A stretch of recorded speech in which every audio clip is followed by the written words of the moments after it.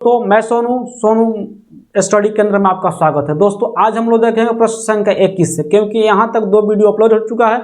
आप चाहें तो मेरे चैनल पे जाके विजिट करके देख सकते हैं सभी वीडियो को, आपको जरूर बेनिफिट होगा। अगर आप चैनल पर नए हैं तो चैनल को सब्सक्राइब कर ले और बेल आइकन को ऑन कर लें। चलिए शुरू करते हैं आज की क्वेश्चन नंबर 21 से।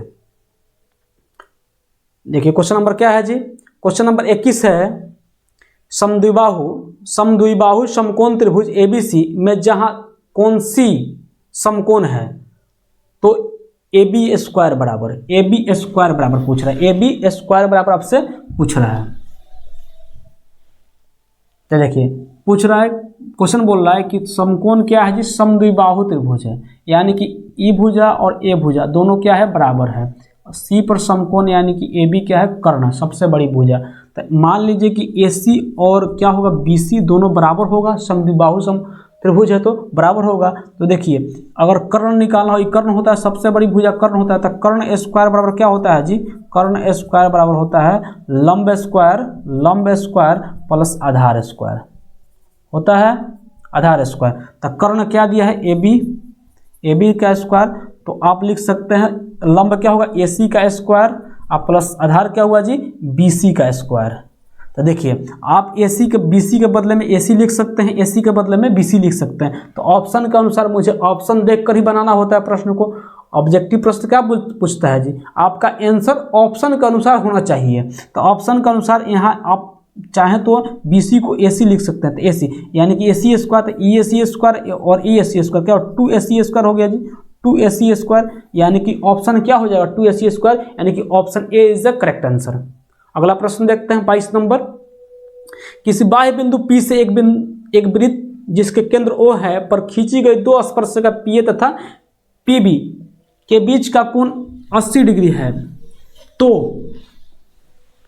कोण POA का मान होगा। देखिए अगर एक त्रिभुज, एक वृत्त है, उसके केंद्र O है और बाह्य बिंदु P से 2 स्पर्श रेखाएं खींची गई है, AB मान लीजिए P है, यहाँ AP और BP हो गया जी। और बोल रहा है कि जहाँ कोण P है वहाँ 80 डिग्री है। अगर इसके एक समद्विभाजक रेखा खींच दिया है तो ये भी क्या हो जाएगा, 40, ये भी 40 हो जाएगा। तो देखिए इसको मिलाते हैं और इसको मिला देते हैं। तो पूछ क्या रहा है जी, पूछ रहा है POA, तो POA का मान क्या होगा, इसका मान पूछ रहा है, इसका मान पूछ रहा है। तो देखिए अगर केंद्र से परिधि पर कोई स्पर्श रेखा पर टच करता है तो 90 डिग्री पर टच करता है जी, 90 डिग्री पर, तो 90 डिग्री। अगर मान लीजिए कि त्रिभुज POA एक त्रिभुज है, त्रिभुज क्या है जी, POA, तो त्रिभुज के तीनों कोणों का योग 180 डिग्री होता है। अब मान लीजिए 40 इसका हो गया, 90 हो गया, 130, तो बचा क्या, 50, यानी कि 50 डिग्री ही इसका आंसर हुआ, यानी कि option A is the correct answer, यानी कि 22 का ऑप्शन ए होगा। समझ पा रहे हैं। अगला प्रश्न देखते हैं 23 नंबर। 23 नंबर प्रश्न है, त्रिभुज ABC की भुजा AB तथा AC पर 2 बिंदु D तथा E इस प्रकार है कि DE समानांतर BC तथा AD अनुपात BD का अनुपात दिया है बराबर में 3:1। यदि AE बराबर 6.6 सेंटीमीटर हो तो AC का मान है। देखिए थेल्स प्रमेय का क्वेश्चन है, थेल्स प्रमेय का क्वेश्चन है।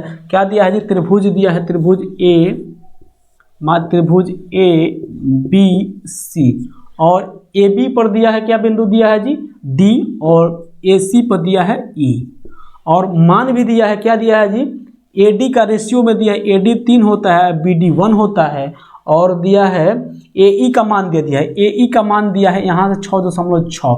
और मान लीजिए कि ये 3 है, 3 का 2 गुना है, 3 का क्या है जी, 2.2 गुना है, 2.2 गुना, यानी 2.2 से गुना कर दे तो हो जाएगा जी। तो इसको भी अगर 2.2 से गुना कर तो हो जाएगा 2.2, तो दोनों मिलकर क्या हो जाएगा, AC यही ना है जी, तो 2.2 और 6.6 तो क्या हो जाए 8.8 हो जाएगा, यानी कि option A is the correct answer, यानी कि 23 नंबर का ऑप्शन ए होगा।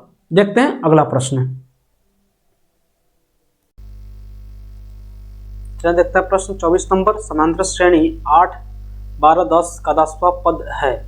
जब भी पद आपसे पूछ दे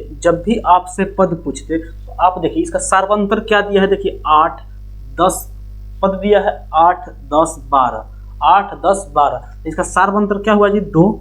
सार्वंतर क्या हुआ? 2। पूछा क्या है? पद 10वां। तो एक पद, आप 10 पद पूछा तो उसमें से एक पद घटा दीजिए। पहले एक पद घटाइए तो 9 होगा, तो 9 में 2 से गुना करें तो 9, 18, 18 हो गया। 18 में 8 जोड़ दीजिए, 18 में 8 जोड़ने तो क्या होगा जी? 26।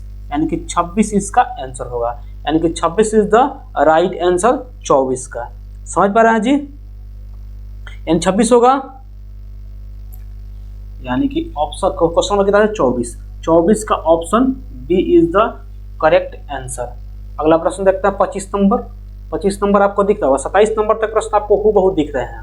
देखिए क्या है 25 नंबर। यदि समीकरण x² प्लस 2kx प्लस 4 बराबर 0 के एक मूल्य 2 है तो k का मान है। जब भी आपसे मूल्य दिया यानी कि x का मान दिया है, x के द्विघात समीकरण है तो x के 2 मूल्य होते हैं, अल्फा प्लस बीटा, यानी कि x के 2 मूल्य अल्फा प्लस बीटा, यानी x का ही मान होता है। तो यहाँ 2 दिया है, जहां जहां x है वहां क्या कीजिए जी? 2 पुट कर दीजिए, आ जाएगा k का मान। बराबर के इस साइड में कर दीजिएगा अचर पद को। देखिए क्या है? x² प्लस 2kx प्लस क्या है जी? 4 बराबर 0, यही दिया है। तो आप इसमें जहां जहां क्या है मूल्य दिया है, क्या 2 दिया है, वहां x का मान 2 पुट कर, 2 इंटू 2k इंटू 2x है तो x का मान 2 रख देंगे प्लस 4 बराबर 0। देखिए ये हो जाएगा 4 और 4 8, यानी कि 4k ये हो जाएगा प्लस में 8 हो जाएगा, तो बराबर को उधर जाएगा तब माइनस में होगा जी, प्लस में है यहाँ होगा माइनस में, k 8 होगा तो k बराबर -8/4 हो जाएगा। तो यानी कि 2 से कट गया, यानी कि k बराबर -2, k बराबर -2, यानी कि 25 नंबर का option B is the correct answer होगा। समझ पा रहे हैं? अगला प्रश्न देखते हैं। आपको जरूर यहां से बेनिफिट हो रहा होगा भाई, चैनल को मेहनत आपको दिख रहा है। क्वेश्चन एक एक क्वेश्चन को बोर्ड पे बना रहा हूं आपके लिए, इसलिए कि आपको समझ में आ जाए। तो भाई थोड़ा सा आप भी कष्ट कर दीजिए, कोई शुल्क नहीं लग रहा है, चैनल को सब्सक्राइब कर दीजिए। अगला प्रश्न देखते हैं 26 नंबर। समानांतर श्रेणी 21, 18, 15 का पद 0 होगा।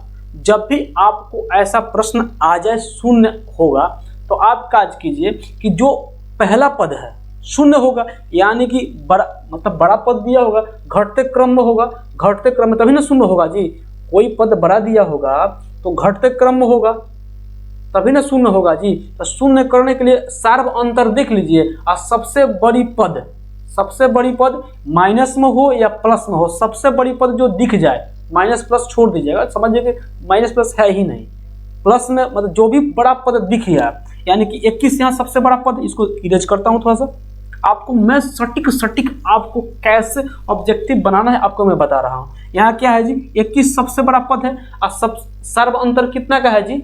सर्व अंतर 3 का है, तो 3 से भाग करेंगे, आप प्लस में 1 जोड़ देंगे, तो 1 जोड़ेंगे तो 7 हो गया, अब प्लस 1 क्या हुआ? 8, यानी कि 8वां पद क्या होगा? 0 होगा। 8वां पद क्या होगा? 0 होगा इसमें, यानी कि option C is the correct answer होगा, यानी कि 26 नंबर प्रश्न का आंसर सी होगा। 27 नंबर देखते हैं। समीकरण 2x² प्लस 5x माइनस 12 बराबर का एक मूल्य निम्न में है। तो भाई साहब अगर मूल्य पूछ रहा है तो यानी कि x का मान पूछ रहा है, तो x का मान किस में रख दें कि 0 के बराबर आ जाए। तो मान लीजिए कि ऑप्शन 1 में है 0, तो उसको अगर रखते हैं तो क्या 0 आएगा? नहीं आएगा। देख लीजिए, अगर 2 का 2 है, इंटू में अगर कुछ भी संख्या से गुना स्क्वायर हो तो एक ही क्या होगा? 2 ही होगा, 0 होगा। 0 का गुना 0 होता है, और फिर 5x में 0 से गुना तो 0 होगा, यानी कि -12 होगा, यानी कि सेटिस्फाइड नहीं कर रहा है। आपको ऑप्शन से कैसे बनाया जाता है, तुक्का कैसे लगाता है, मैं सिखा रहा हूँ। देखिए अगर b को रखते हैं, b को 1 को, तो यहाँ 2x² है तो x का मान 2 रख दिया, 5 गुने x है तो x रख दिया, -12 रख दिया। देखिए ये 2 हो गया, इसको मिटा देता हूँ। ऑप्शन ए तो हुआ नहीं, कट गया। जीरो नहीं होगा। ऑप्शन बी चेक कर रहे हैं, ऑप्शन बी चेक करें तो कितना होगा जी 2 हुआ, 2 अब प्लस में यहाँ 5 अब माइनस में 12 यानी कि माइनस कितना आ गया -7 तो -5 आ जाएगा, यानी कि ये भी ऑप्शन कट गया, बीओ कट गया। ऑप्शन सी चेक कर लेते हैं, ऑप्शन सी चेक करें अगर -4 रखेंगे तो -4 यानी कि सी नंबर चेक कर रहे हैं, -4 रख के -4 का स्क्वायर +5 इंटू -4 -12 तो देखिए क्या होगा जी, यहाँ हो जाएगा ये 16 दो गुना करेंगे तो 32 हो जाएगा। अब प्लस में नहीं है माइनस में हो जाएगा, माइनस में क्या हो जाएगा 5 का 20 यहाँ -12 तो -20 -12 32 कट के क्या हुआ 0, यानी कि ऑप्शन सी ही सही हुआ। अगला ऑप्शन चेक ही नहीं करना है आपको, समझ रहे हैं ना, यानी कि ऑप्शन सी सही हुआ, ऑप्शन डी चेक नहीं करना है। आप थोड़ा सा आप बनाते जाएंगे, बार बार वीडियो देखेंगे ना तो आपको पता लग जाएगा कि ऑप्शन किसको रखना है, आपको चेक भी नहीं करना पड़ेगा। अगला प्रश्न देखते हैं, प्रश्न यानी कि ऑप्शन क्या हुआ जी, C is the correct answer. 28 number प्रश्न देखते हैं, यदि किसी बहुपद px 28 नंबर दिख रहा है, नहीं दिख रहा होगा, ऑप्शन में दिखाता हूं आपको।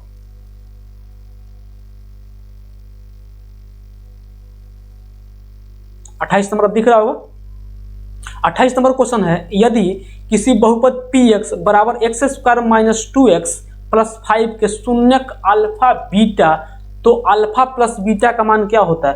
भाई साहब ऐसा प्रश्न 3 पूछता है, अभी तक तो 3 आया है, मैं तीनों का फॉर्मूला बता देता हूं आपको। एक आया है कि अल्फा प्लस बीटा जो प्रश्न अभी है -b/a, एक होता है अल्फा इंटू बीटा जो होता है c/a, एक अभी जो आया था पहले वीडियो में क्वेश्चन नंबर 2 या 3 था अल्फा प्लस 1/α प्लस 1/बीटा। तो इसका अभी मैं फार्मूला बता चुका, मतलब अगले वीडियो में बता चुका हूँ। क्या बताया हूँ जी, -b/c।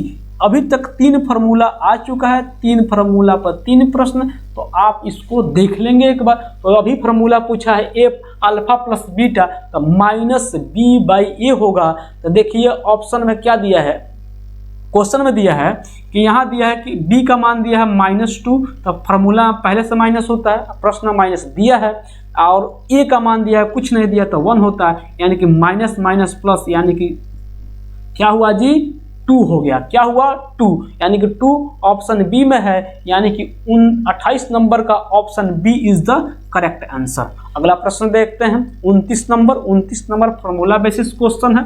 तो फार्मूला क्या होता है जी, दिया है sin 90 - थीटा, मतलब थीटा नहीं ए दिया है, sin 90 - a बराबर क्या होता है जी cos a।